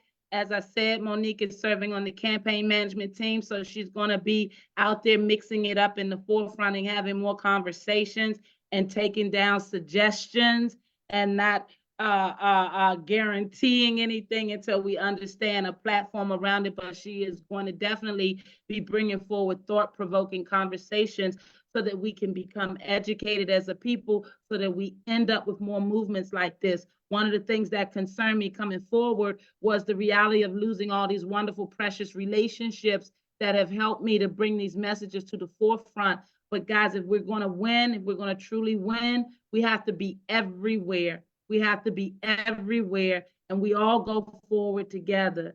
Palms up to you guys. We are about 5 minutes from wrapping up. I am Dr. Rhonda L. Hamilton. We're going to be hitting the ground for the next 6 months because I want to plaster this city with our presence and with our requests so that we can get more people speaking, engaged, and voting. And it's going to take many of the folks on this call to lock your communities down. Miss Juanita Briscoe locking down 8 and making sure that we have our young people included and involved. I'm coming out to meet, listen, and connect so that we can understand a pathway forward for us all. I want to leave you guys with a few mental health facts. You couldn't come to the mental health platform and not leave with a few facts in hopes that it will help you as you carry forward in helping one another and standing together. Guys, I want you to know that suicide is the second leading cause of death for people's ages 10 to 34. What does that mean? We have to keep reaching out. We have to keep connecting with them. And from the generational divide, it's important not to always be right.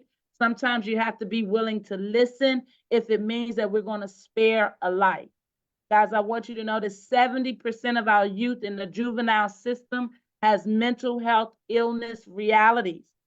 I want you guys to know that 1 in 5 Americans live with mental illness. So the next time you're in a room, count 5 and figure that 1 of those 5 is going through something. It's time that we get more sensitive about understanding the types of things that could cause folks to feel depressed and feel alone. We as a community have to do better. And as the common theme continues to be, we want change. But the fundamental question is, are we willing to change within? Are we willing to be that change? I want you also to know that 50% of all lifetime mental illness begins by the age 14. 75% begins by the age 24. If we're going to understand our youth, let's start understanding something called ACEs, adverse childhood experiences. Children growing up in poverty around sirens, understanding that they're hungry and not feeling loved or stable living are impacted. And sometimes it doesn't leave them even in their adult lives. Harvard did a study and it understood that trauma for many starts in their mother's belly. And when you talk about a city where women are not able to give birth on one side of the city, guys, it's time to realize the conditions that we've allowed ourselves and our children, our families to adapt to. Just because you're making it is not okay. And it's time that we stand up and stand together. So when you see Rhonda Hamilton's name, and there's another Rhonda Hamilton in this city, so let me be clear, I am Dr. Rhonda L. Hamilton. There's another beautiful Rhonda Hamilton in the southwest area of the city. And she's come before me and done some great things. But it's important that we start understanding who one another is. I am Dr. Rhonda L. Hamilton. I will be running in the 2026 mayoral race, just as I did in the 2022 race. I want you to understand something. I'm coming on the ground for the next 6 months because I don't want to do this by myself. And as indicated here tonight, And as indicated from the work that we continue to do, it is necessary that we do this together. So if you're in Ward 7, 6, 5, 4, 3, 2, 1, or 8, I want to hear from you. I'm going to hit that ground and hit every community. And if you are a community leader and you got folks in your community that don't want to vote, that feel left out, we want to hear from you.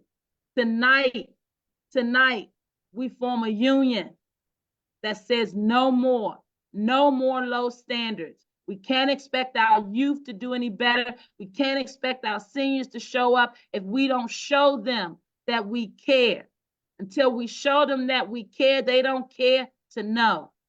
The mother that's struggling, the homeless individual that needs respect, it's about dignity. I'm running to bring the pride back in the city that nurtured and raised me. So let's go, DC. Let's go.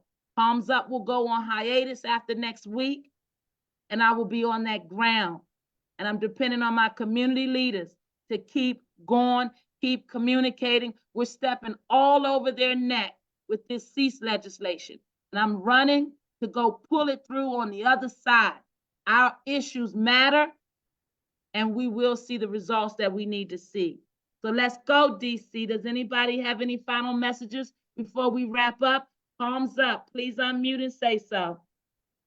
Carlenia? Yeah, I just. Oh, come on, Juanita, and then Carlenia. Go ahead, Juanita. Yeah, I just want to say that I am definitely behind you 100%. And I just want to acknowledge a young man because he killed himself in Washington, D.C., Khalil Starter. And I just want everyone to pray for his mother, who is going through a lot behind that, and his father, and the rest of his family, his brothers that he left behind. So we must fight. Yes, yes, and amen, and God bless and Khalil's pray. family. Yes, always pray.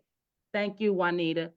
Juanita will be stomping on the ground in 8, as I said. So those of you that want to get involved and be a part of something bigger than yourself, those of you that want to see real change in the city that you love, then you get in touch with us. 240-274-9436 and www.rhonda, R-H-O-N-D-A, Hamilton, the number 4, DC.com. You will start to see members of my team hit the street. I'm the same Dr. Rhonda, and my team will represent that understanding as well. We're elevating because we have business to take care of for our city. Ms. Queen Carlenia? Oh, I was just saying palms up. I was crazy. Okay, no problem. Palms up. Anyone else, B? Come on, B. You got something you want to say? This morning, I know God is in the midst. I ran into the young lady who spoke about homelessness at McDonald's, right there at McDonald's, and she had her daughter with her. And I was able to pass my numbers, and so we're connecting. And I want to say to the lady in the pink dress who was Juanita.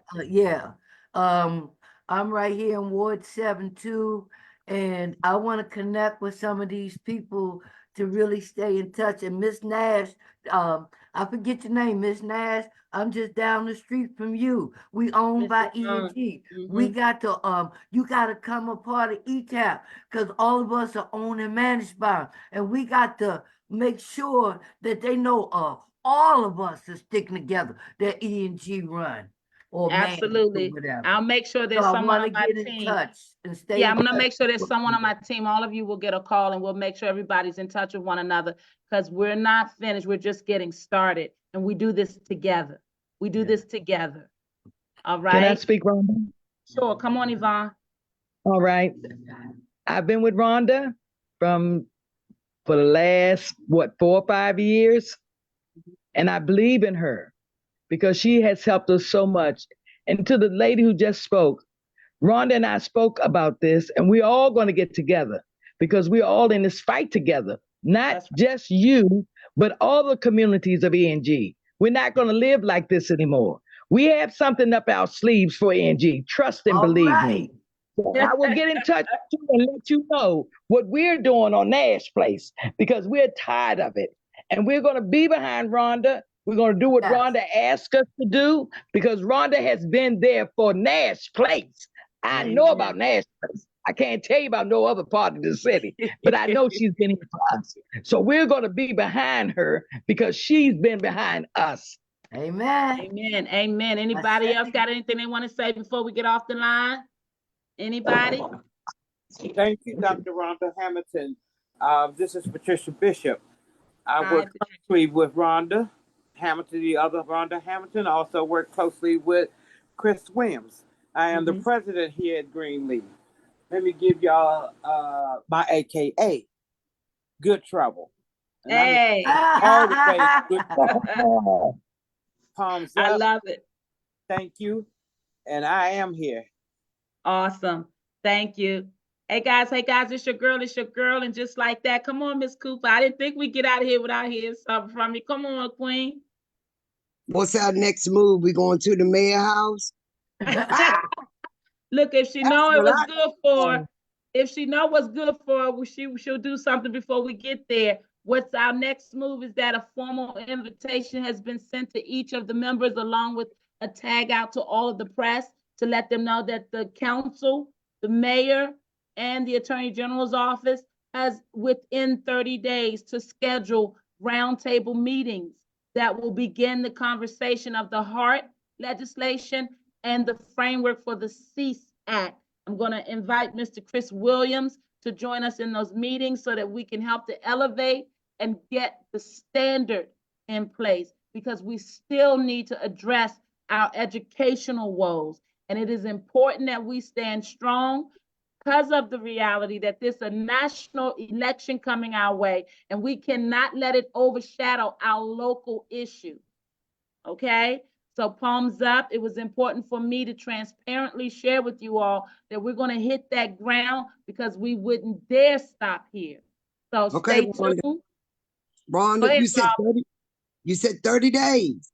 So if you don't hear nothing from them in 30 days, we going to the mayor house. All right, I heard it here on the Palms Up show. We need to go to the mayor house. They not playing. Palms Up. I'm with you. I'm on that ground. See you guys soon. Palms up. Thank you so very much. Yesterday was an enormous success. Get to talking to those community members of yours. Let's start talking to our church leaders. Let's start figuring out where we're going to do our voter registrations at. Let's start figuring out which communities need more support. Let's start a network of conversation so that we can get more people to the forefront. And please don't leave my babies out. I will be emailing everyone to keep you abreast of the communications that we're receiving as we prepare to transition. We do this together. Amen. Amen. All right. It's your girl. Palms up, everyone. Thank you for sitting with us for 2 hours. Palms up. See you all soon. Bless you. Bless. Good night. Good night.